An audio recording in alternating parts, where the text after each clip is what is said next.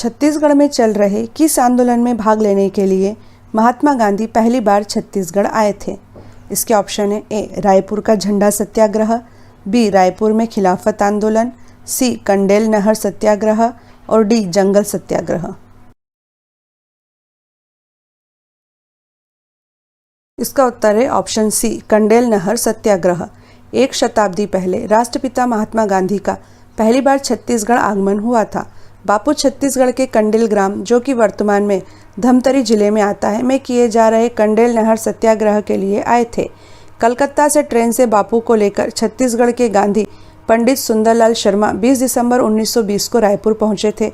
उनके साथ खिलाफत आंदोलन के नेता मौलाना शौकत अली भी थे। गांधी जी ने 20 दिसंबर 1920 को ही रायपुर के वर्तमान गांधी चौक पर एक विशाल सार्वजनिक सभा को संबोधित किया था। इसी के बाद इस स्थान का नाम गांधी चौक पड़ा था। गांधी जी ने अगले दिन ब्राह्मण पारा स्थित आनंद समाज वाचनालय प्रांगण में महिलाओं की एक सभा को भी संबोधित किया था। इस सभा में महिलाओं ने तिलक स्वराज फंड के लिए लगभग 2000 रुपये मूल्य के गहने गांधी जी को दान में दे दिए थे। गांधी जी रायपुर में बैरिस्टर ठक्कर के बंगले में ठहरे थे। गांधी जी अगले दिन 21 दिसंबर 1920 को धमतरी गए। वहां से कंडेल ग्राम गए। कंडेल में गांधी जी नहर सत्याग्रह में शामिल हुए। कंडेल नहर सत्याग्रह के अग्रणी नेता बापू छोटेलाल श्रीवास्तव तथा पंडित सुंदरलाल शर्मा के आग्रह पर ही महात्मा गांधी कंडेल आए थे। महात्मा गांधी के कंडेल आने की खबर मिलते ही घबराकर ब्रिटिश हुकूमत ने कंडेल के किसानों पर लगाया गया जुर्माना हटा दिया था। यह सविनय अवज्ञा आंदोलन की पहली बड़ी जीत थी। इसके बाद गांधी जी वापस रायपुर पहुंचे और यहां से नागपुर चले गए, क्योंकि गांधी जी को नागपुर में 26 दिसंबर 1920 को आयोजित कांग्रेस अधिवेशन में शामिल होना था। इसके 13 साल बाद 22 नवंबर 1933 को दूसरी बार महात्मा गांधी छत्तीसगढ़ आए। गांधी जी 22 नवंबर 1933 को डाकगाड़ी से दोपहर दुर्ग पहुंचे। दुर्ग में महात्मा गांधी घनश्याम गुप्त के यहाँ रुके। वहां आते ही बापू ने पूछा कि दुर्ग में मेरे देखने के लिए क्या है, तो उस स्कूल का जिक्र किया गया जहां वर्ष 1926 से सवर्ण तथा हरिजनों के बच्चे एक ही टाट पट्टी पर साथ में बैठकर पढ़ रहे थे। इस दौरान गांधी जी शहर में 2 दिन रहे। पहले दिन हरिजनों की बस्ती में गए और सभा को संबोधित किया। सभा मोतीबाग तालाब के पास मैदान में हुई। सभा में इतनी भारी भीड़ जुटी कि खुला इलाका होने के बाद भी मैदान छोटा पड़ गया। इसके बाद गांधी जी रायपुर गए। 24 नवंबर 1933 को उन्होंने रायपुर के लारी स्कूल में जनसभा को संबोधित किया। इसके बाद पंडित सुंदरलाल शर्मा के संचालित सतनामी आश्रम का निरीक्षण किया और रायपुर के मोदहापारा में हरिजनों को संबोधित किया। इसके बाद महात्मा गांधी रायपुर की पुरानी बस्ती स्थित जेतू साव मठ आए, जहां उन्होंने छुआछूत के खिलाफ प्रदेश में जंग की शुरुआत की और लोगों को जागरूक करने अलख जगाई। जेतू साव मठ के मंदिर इसलिए आज भी लोगों के लिए श्रद्धा के केंद्र हैं, क्योंकि महात्मा गांधी ने यहाँ कई कुरीतियों को तोड़ा था। उन्होंने पास ही स्थित एक सवर्णों के कुएं से हरिजनों को पानी निकालने दिया। हरिजनों के हाथ का पानी सबको पिलाया और खुद भी पिया। आज भी यह कुआं पवित्र कुंड की तरह माना जाता है। रायपुर में बापू ने सभा भी ली। गांधी जी 22 नवंबर से 28 नवंबर 1933 तक छत्तीसगढ़ में ही रहे तथा अस्पृश्यता को समाप्त करने के लिए विभिन्न जगहों पर जाकर प्रयास किए। 67वें नेशनल फिल्म अवार्ड की रीजनल कैटेगरी में Chhattisgarhi film Bhulan the match को बेस्ट फिल्म का पुरस्कार मिला है। यह फिल्म किस उपन्यास पर आधारित है? इसके ऑप्शन है ए है भूलन द मैच पर, बी भूलन कांदा पर, सी भूलन बियासी पर, डी बियारा छोलाई पर। स्टॉप वॉच के 0 होने से पहले जल्दी से आप इस प्रश्न का जवाब सोच लीजिए।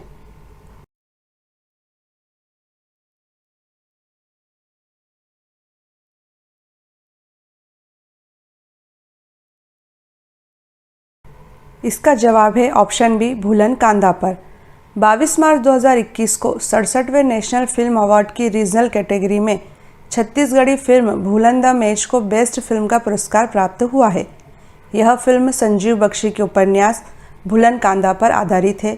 इस फिल्म में सामाजिक तंत्र और व्यवस्था पर कटाक्ष करते हुए संदेश दिया गया है। इस फिल्म के निर्माता और निर्देशक मनोज वर्मा हैं।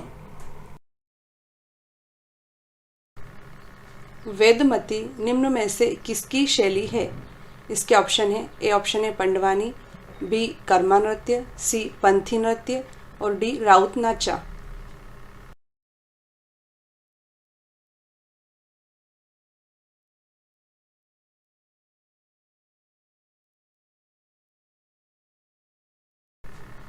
इसका उत्तर है ऑप्शन ए पंडवानी।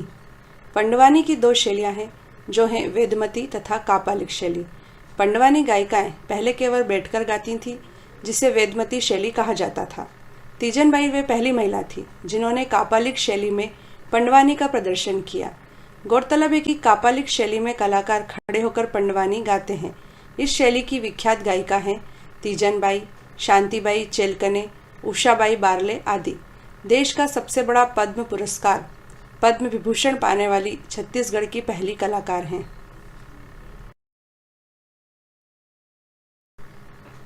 अमृतधारा जलप्रपात छत्तीसगढ़ राज्य की किस नदी पर स्थित है? इसके ऑप्शन है ए है इंद्रावती नदी पर, बी है हसदेव नदी पर, सी अरपा नदी पर और डी कांकेर नदी पर।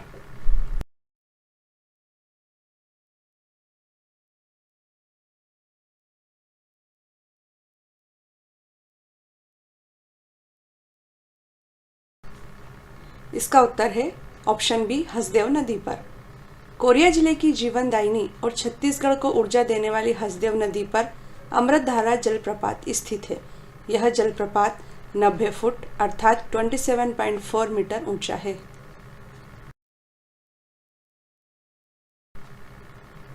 छत्तीसगढ़ राज्य में जॉर्ज गियर्सन क्यों प्रसिद्ध है? इसका ऑप्शन है ए है पुरातात्विक सर्वेक्षण के लिए, बी है भूमि बंदोबस्त के लिए, सी है छत्तीसगढ़ी व्याकरण का अंग्रेजी में अनुवाद के लिए और डी है छत्तीसगढ़ के डेप्यूटी कमिश्नर के लिए।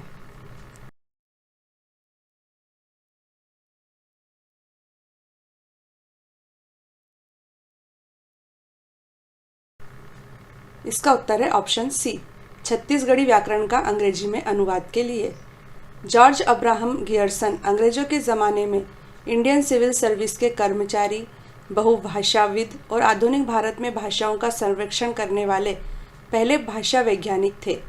वर्ष 1885 में प्रथम छत्तीसगढ़ी व्याकरण की रचना हीरालाल कापोध्याय द्वारा की गई थी, जिसका सन 1890 में सर जॉर्ज गियर्सन ने अंग्रेजी भाषा में अनुवाद कर उसे छपवाया था।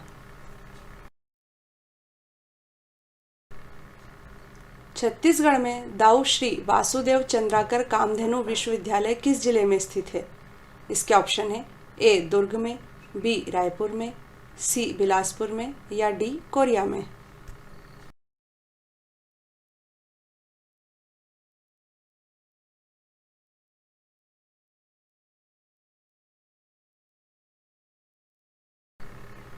इसका उत्तर है ऑप्शन ए दुर्ग में। दाऊ श्री वासुदेव चंद्राकर कामधेनु विश्वविद्यालय की स्थापना 11 अप्रैल 2012 को दुर्ग में की गई थी। यह विश्वविद्यालय पशु चिकित्सा और पशु विज्ञान की विभिन्न शाखाओं में गुणवत्तापूर्ण शिक्षा प्रदान करता है।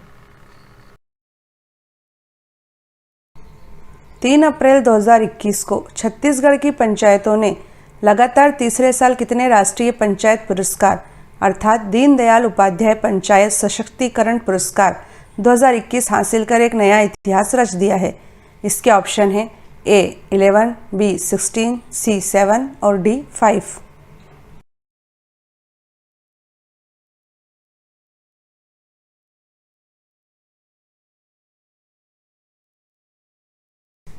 इसका उत्तर है ऑप्शन ए 11।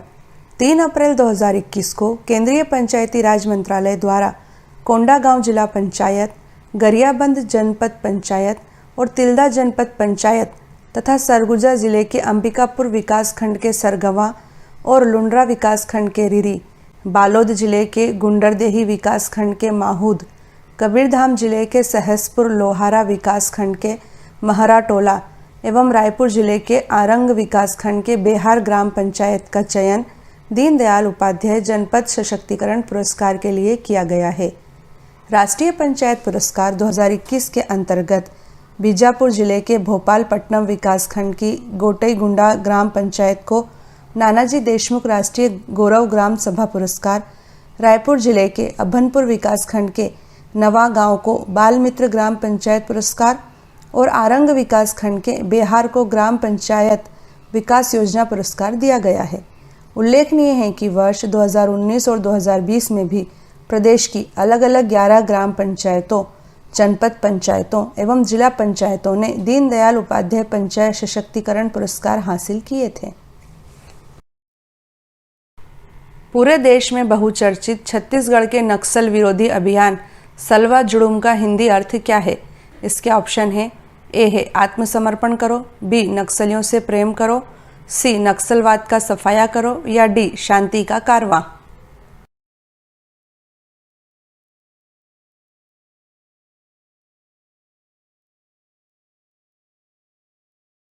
इसका उत्तर है ऑप्शन डी शांति का कारवां। सलवा जुड़ूम एक आदिवासी शब्द है जिसका अर्थ होता है शांति का कारवां। नक्सली हमले में मारे गए कांग्रेस नेता महेंद्र कर्मा को सलवा जुड़ूम का जनक माना जाता है। सलवा जुड़ूम की शुरुआत 5 जून 2005 को महेंद्र कर्मा ने ही की थी। सलवा जुड़ूम अभियान का उद्देश्य ग्रामीणों की फोर्स तैयार करना था जो नक्सलियों के खिलाफ लड़ सके। सलवा जुड़ूम में ग्रामीण आदिवासियों को हथियार देकर उन्हें स्पेशल पुलिस ऑफिसर बनाया गया था। बेकसूर आदिवासी लोगों के मारे जाने से सुप्रीम कोर्ट ने सलवा जुड़ूम मामले में छत्तीसगढ़ सरकार की कड़ी आलोचना की तथा 5 जुलाई 2011 को सलवा जुड़ूम को पूरी तरह से खत्म करने का फैसला सुप्रीम कोर्ट ने सुना दिया। किस कवि को छत्तीसगढ़ का नीलकंठ कहा जाता है? इसके ऑप्शन है ए प्यारेलाल गुप्त, बी गजानन माधव मुक्तिबोध, सी लोचन प्रसाद पांडे या डी पंडित सुंदरलाल शर्मा।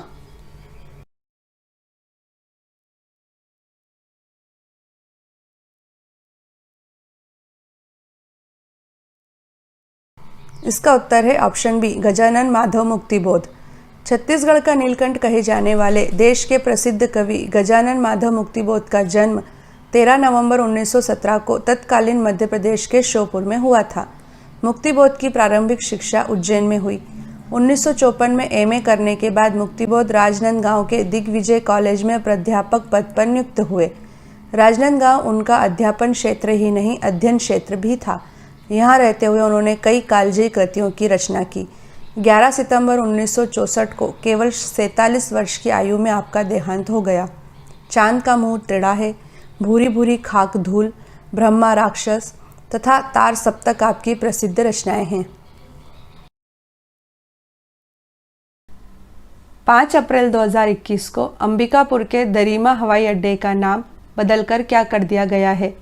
इसके ऑप्शन है ए बिलासाबाई केवट हवाई अड्डा, बी दंतेश्वरी देवी हवाई अड्डा, सी माँ बगला देवी हवाई अड्डा, डी माँ महामाया हवाई अड्डा।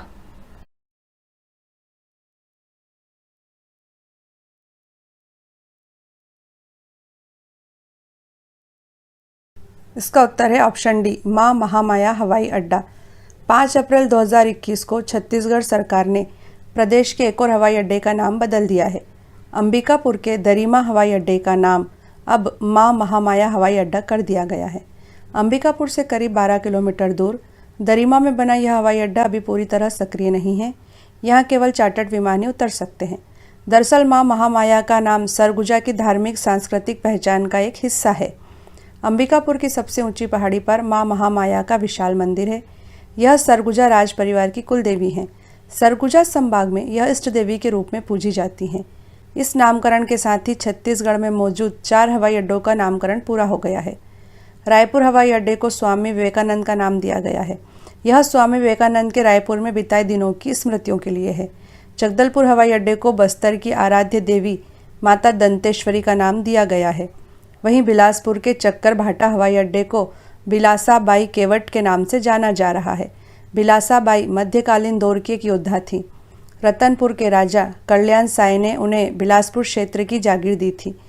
बिलासाबाई के नाम पर ही शहर का नाम बिलासपुर पड़ा है। 1 अप्रैल 2021 को छत्तीसगढ़ सरकार के खनिज विभाग द्वारा जारी रिपोर्ट के अनुसार छत्तीसगढ़ सरकार को वित्तीय वर्ष 2019-20 में कितने रुपए का खनिज राजस्व प्राप्त हुआ है? इसके ऑप्शन है ए 7,165 करोड़ रुपए, बी 6,165 करोड़ रुपए, सी 5,165 करोड़ रुपए या डी 6,969 करोड़ रुपए।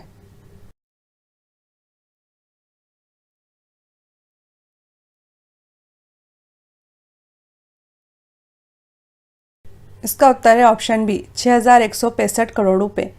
छत्तीसगढ़ सरकार को वित्तीय वर्ष 2019-20 में 6,165 करोड़ रुपए का खनिज राजस्व प्राप्त हुआ है। राज्य सरकार को प्राप्त यह राजस्व निर्धारित लक्ष्य से 165 करोड़ रुपए अधिक है। यह खनिज राजस्व पिछले वित्तीय वर्ष में प्राप्त राजस्व से भी 55 करोड़ रुपए अधिक है। राज्य सरकार को पिछले वित्तीय वर्ष 2018-19 में 6,110 करोड़ रुपए का राजस्व प्राप्त हुआ था। दंतेवाड़ा जिले से सबसे अधिक 2012 करोड़ 61,27,000 रुपए का खनिज राजस्व प्राप्त हुआ है। दूसरे स्थान पर कोरबा जिला रहा, जहां से 2010 करोड़ 60,81,000 रुपए का खनिज राजस्व प्राप्त हुआ है। वर्ल्ड्स फर्स्ट इंटीग्रेटेड सिटी अर्थात दुनिया का पहला एकीकृत शहर कौन सा है? इसके ऑप्शन है ए Bhilai, B Naya Raipur, C Durg, D Chandigarh.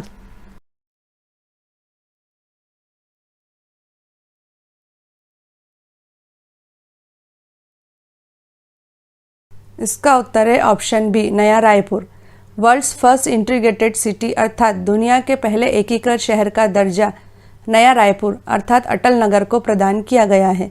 गौरतलब है कि एकीकृत शहर उसे कहते हैं जिसे मौजूदा शहरों की गलतियों का अध्ययन करके तथा उससे प्राप्त सीखों का उपयोग करके बनाया गया हो। इसके साथ ही एकीकृत शहर अपने स्वयं के संसाधनों का ही प्रयोग करता है तथा उसे अपने विकास के लिए बाहरी धन या सहायता की आवश्यकता न के बराबर होती है। छत्तीसगढ़ में जगदलपुर के निकट स्थित विश्व प्रसिद्ध कुटुम्बसर गुफा की खोज किसने की थी?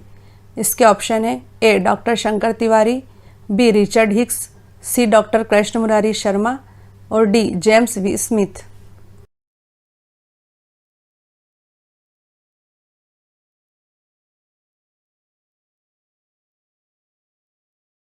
इसका उत्तर है option A doctor Shankar Tiwari. Kutumsar गुफा छत्तीसगढ़ में जगदलपुर के निकट स्थित है। इसे कैंपियोला शंकराई गुफा भी कहा जाता है। यह माना जाता है कि कभी कुटुम्बसर गुफा में आदि मानवों का बसेरा था। कुटुम्बसर गुफा में अंधी मछलियां पाई जाती हैं। इस गुफा की खोज 1951 में प्रसिद्ध भूगोल वैज्ञानिक डॉक्टर शंकर तिवारी ने की थी।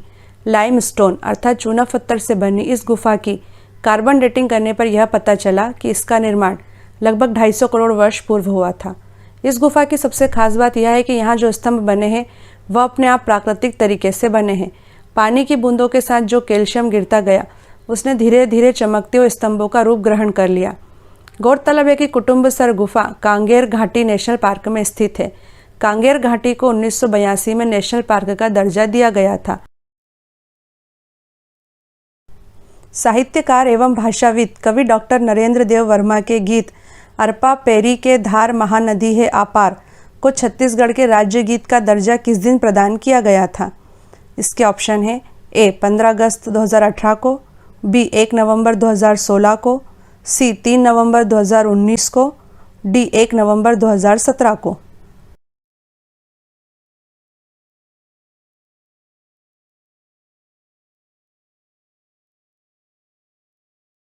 इसका उत्तर है ऑप्शन सी 3 नवंबर 2019 को।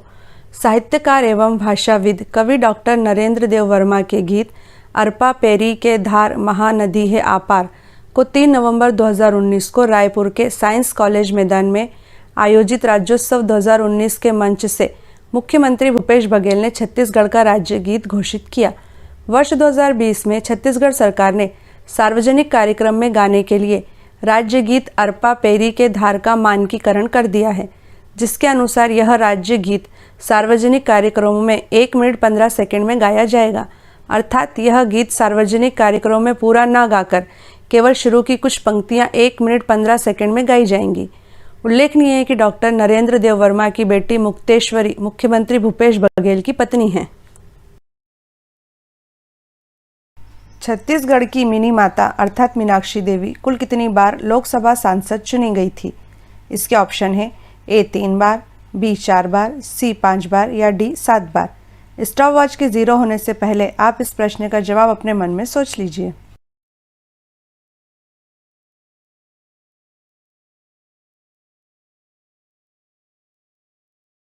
इसका उत्तर है ऑप्शन सी 5 बार। मिनी माता उर्फ मीनाक्षी देवी छत्तीसगढ़ की प्रथम महिला सांसद थीं। वे 5 बार 1952, 1957, 1962, 1967 और 1971 में कांग्रेस पार्टी के टिकट पर सांसद चुनी गई थी। 1971 में उन्होंने जीवन का आखिरी चुनाव जांजगीर लोकसभा क्षेत्र से जीता था।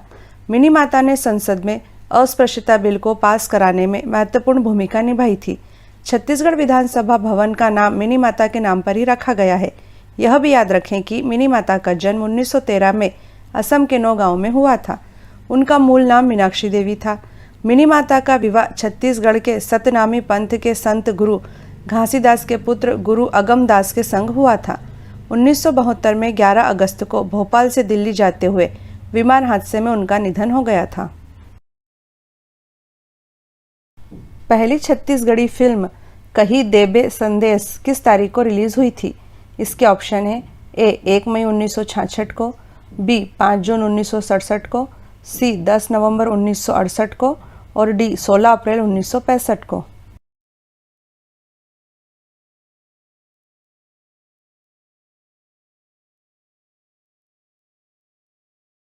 इसका उत्तर है ऑप्शन डी 16 अप्रैल 1965 को।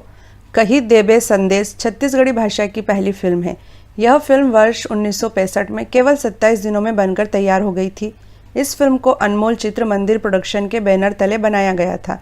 इस फिल्म के निर्माता तथा निर्देशक मनु नायक हैं। कही देबे संदेश फिल्म में मुख्य भूमिका कान मोहन तथा सुरेखा ने निभाई थी। इस फिल्म के संगीतकार मलय चक्रवर्ती हैं। यह फिल्म समाज में व्याप्त जाति प्रथा, अशिक्षा के ऊपर चोट करने वाली अंतरजातीय प्रेम कथा पर आधारित है।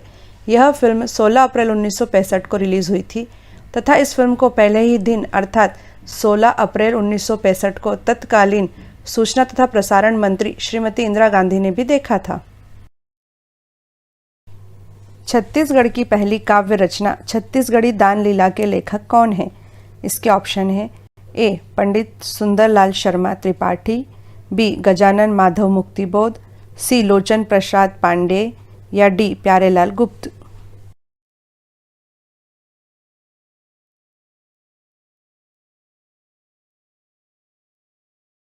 इसका उत्तर है ऑप्शन ए पंडित सुंदरलाल शर्मा त्रिपाठी। छत्तीसगढ़ की पहली काव्य रचना छत्तीसगढ़ी दान लीला पंडित सुंदरलाल शर्मा त्रिपाठी की एक चर्चित कृति है। लेखक, समाज सुधारक तथा स्वतंत्रता संग्राम सेनानी पंडित सुंदरलाल शर्मा त्रिपाठी के प्रयासों से ही महात्मा गांधी 20 दिसंबर 1920 को पहली बार रायपुर आए थे। अमेरिका की स्पेस एजेंसी नासा ने मंगल ग्रह पर एक हेलीकॉप्टर को उड़ाकर एक नया इतिहास रच दिया है। नासा द्वारा मंगल ग्रह पर भेजे गए इस हेलीकॉप्टर को क्या नाम दिया गया है? इसके ऑप्शन है ए परसिवरेंस, बी इंजेविनिटी, सी पाथफाइंडर, डी सोर्जनर।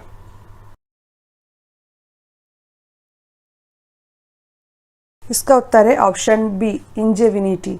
अमेरिकी अंतरिक्ष एजेंसी नासा अर्थात national aeronautics and space administration ने मार्स अर्थात मंगल ग्रह पर परसिवरेंस रोवर के साथ इंजेविनिटी हेलीकॉप्टर भी भेजा है। इस पथरीले लाल ग्रह की सतह पर हेलीकॉप्टर इंजेविनिटी करीब 30 दिनों तक उड़ान भरकर यहाँ की जानकारियाँ जुटाएगा। किसी दूसरे ग्रह पर हेलीकॉप्टर की उड़ान को अंतरिक्ष अनुसंधान के क्षेत्र में एक दुर्लभ उपलब्धि के रूप में देखा जा रहा है। गौरतलब है कि परसिवरेंस रोवर ने मार्स अर्थात मंगल ग्रह पर 8 अप्रैल 2021 को एक सेल्फी भी ली है, जिसमें उसके साथ हेलीकॉप्टर इंजेविनिटी भी दिखाई दे रहा है।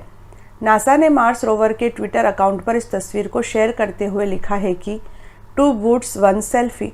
गौरतलब है कि नासा का परसिवरेंस रोवर लाल ग्रह के J0 क्रेटर पर 18 फरवरी 2021 को उतरा था। ऑस्ट्रेलियन ओपन टेनिस टूर्नामेंट 2021 का महिला एकल खिताब किसने जीता है? इसके ऑप्शन है A Barbora Krejcikova, B Venus Williams, C Jennifer Brady, D Naomi Osaka.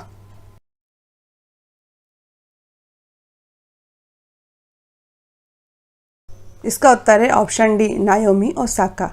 Australian Open tennis tournament 2021 का महिला एकल खिताब जापान की नाओमी ओसाका ने जीता है। सर्बिया के नोवाक जोकोविच ने रिकॉर्ड 9वीं बार ऑस्ट्रेलियन ओपन का पुरुष एकल खिताब जीता है। चेक गणराज्य की बारबोरा क्रेजचिकोवा और अमेरिका के राजू राम की जोड़ी ने ऑस्ट्रेलियाई ओपन 2021 का मिक्स डबल्स खिताब अपने नाम किया है। इस जोड़ी ने 2019 में भी ऑस्ट्रेलियन ओपन जीता था, जहां इवान डोडिंग तथा फिलिप पोलासेक की जोड़ी ने ऑस्ट्रेलियन ओपन 2021 का पुरुष युगल खिताब जीता है। वहीं महिला युगल खिताब एलिस मर्टेंस तथा आयरना सबालेंका की जोड़ी ने जीता है। 27 मार्च 2021 को 66वें फिल्म फेयर अवार्ड 2021 प्रदान किए गए। इन पुरस्कारों में पॉपुलर कैटेगरी में सर्वश्रेष्ठ अभिनेता का पुरस्कार किसे प्रदान किया गया है?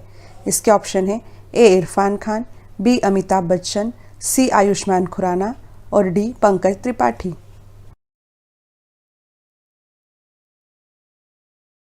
इसका उत्तर है ऑप्शन ए इरफान खान। 27 मार्च 2021 को 66वें फिल्म फेयर अवार्ड 2021 प्रदान किए गए। इनमें से प्रमुख पुरस्कार इस प्रकार हैं। सर्वश्रेष्ठ फिल्म पॉपुलर कैटेगरी में थप्पड़, जिसके निर्देशक अनुभव सिन्हा हैं। सर्वश्रेष्ठ फिल्म क्रिटिक्स ईब आलेऊ, इसके निर्देशक प्रतीक वत्स हैं। सर्वश्रेष्ठ अभिनेता popular category Irrfan Khan, film Angrezi medium के लिए।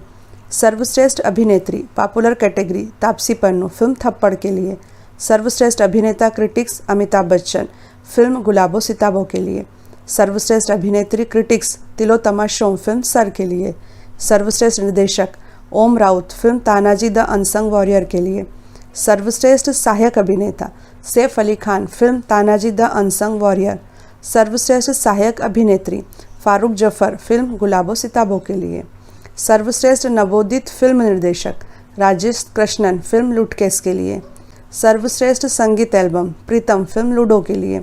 सर्वश्रेष्ठ पार्श्व गायक राघव चैतन्य, फिल्म थप्पड़ के गीत एक टुकड़ा धूप के लिए। सर्वश्रेष्ठ पार्श्व गायिका असिस कौर, फिल्म मलंग और गीत मलंग। सर्वश्रेष्ठ कहानी अनुभव सुशीला सिन्हा और मृणमयी लागू वेकुल थप्पड़ के लिए। सर्वश्रेष्ठ गीतकार गुलजार, फिल्म छपाक, गीत छपाक के लिए। सर्वश्रेष्ठ लघु फिल्म के लिए people's choice award Priyanka Banerjee, film Devi के लिए। सर्वश्रेष्ठ संवाद जूही चतुर्वेदी, फिल्म गुलाबो सिताबो के लिए। सर्वश्रेष्ठ छायांकन अविक मुखोपाध्याय, फिल्म गुलाबो सिताबो के लिए। Life time achievement award Irrfan Khan. देश के नंबर 1 बैडमिंटन प्लेयर बनने वाले छत्तीसगढ़ के पहले बैडमिंटन प्लेयर का नाम क्या है? इसके ऑप्शन है ए मधुर तिवारी, बी दिव्यांश खरे, सी श्रेयांश जायसवाल और डी विजय नेताम।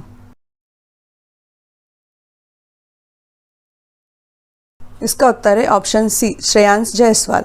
छत्तीसगढ़ के कोरबा के बैडमिंटन खिलाड़ी श्रेयांश जायसवाल भारत में नंबर 1 बैडमिंटन प्लेयर बनने वाले छत्तीसगढ़ के पहले खिलाड़ी हैं। पहली बार छत्तीसगढ़ के किसी खिलाड़ी ने राष्ट्रीय स्तर पर सीनियर कैटेगरी में पहला स्थान प्राप्त किया है। छत्तीसगढ़ सरकार ने श्रेयांश जायसवाल को शहीद कौशल यादव पुरस्कार से भी नवाजा है। श्रेयांश जायसवाल का सपना देश के लिए ओलंपिक पदक जीतकर छत्तीसगढ़ तथा देश का नाम रोशन करना है। ऐसा कंप्यूटर प्रोग्राम जो चुपके से आपको धोखा देकर तथा आपको मूर्ख बनाकर आपके कंप्यूटर में घुस जाता है तथा आपके कंप्यूटर पर नियंत्रण कर लेता है, क्या कहलाता है? इसके ऑप्शन है A Trojan horse, B China dragon, C tiger hunter और डी रोलेक्स स्टोन।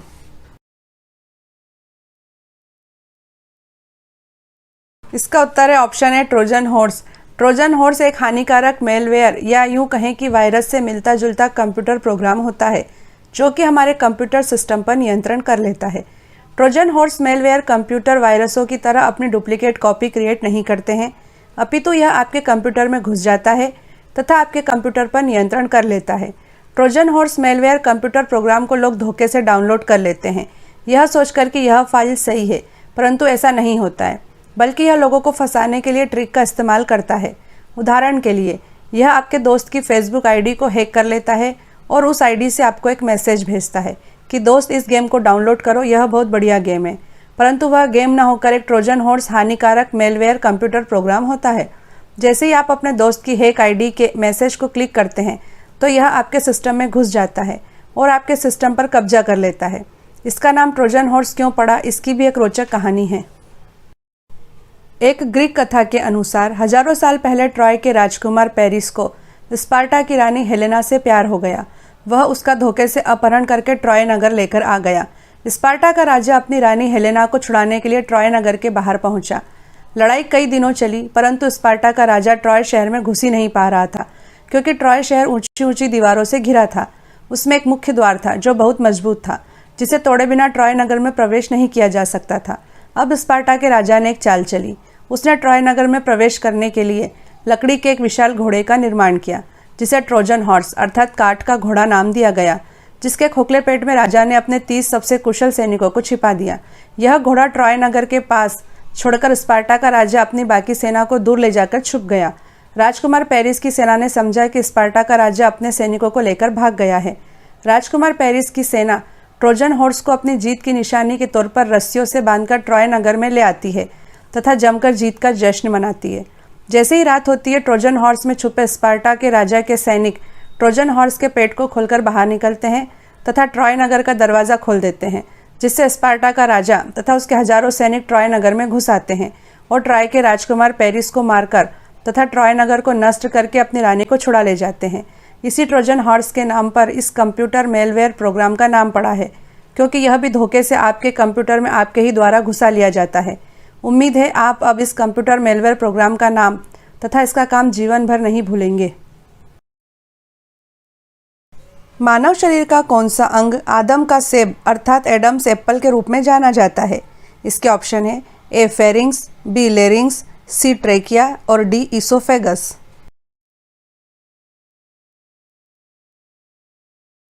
इसका उत्तर है ऑप्शन बी लेरिंग्स। बाइबल की कहानी के अनुसार बगीचे में एडम और ईव में से एडम ने सेब के पेड़ से निषिद्ध फल खा लिया, जिसे खाना मना था। जैसे ही एडम ने वह सेब खाया, उस सेब का एक हिस्सा एडम के गले में अटक गया। जिस जगह गले में यह सेब का टुकड़ा अटका था, उस जगह को एडम का सेब कहा जाने लगा। मेडिकल टर्म में इस जगह को लेरिंजियल प्रोमिनेंस अर्थात लेरिंग्स कहते हैं। लेरिंग्स को हम हिंदी भाषा में स्वर यंत्र कहते हैं। मनुष्यों के अलावा अन्य स्तनधारी जीवों के गले में भी यह स्वर यंत्र मौजूद रहता है, जिसके प्रयोग से भिन्न भिन्न प्रकार की ध्वनियाँ निकलती हैं। और सरल शब्दों में यदि कहें तो हमारे गले में आगे जो कठोर सा उभरा हुआ हिस्सा होता है, वही लेरिंग्स है, और उसे ही आदम का सेब अर्थात एडम्स एप्पल के रूप में जाना जाता है। भारत वन स्थिति रिपोर्ट 2019 अर्थात India state of forest report 2019 के अनुसार सर्वाधिक वन क्षेत्रफल वाले राज्यों में छत्तीसगढ़ राज्य का स्थान देश में तीसरा बताया गया है। इस रिपोर्ट में छत्तीसगढ़ राज्य में कुल कितने वर्ग किलोमीटर क्षेत्र में वन बताए गए हैं? इसके ऑप्शन है ए 51,618 वर्ग किलोमीटर, बी 52,911 वर्ग किलोमीटर, सी 55,311 वर्ग किलोमीटर या डी 55,611 वर्ग किलोमीटर।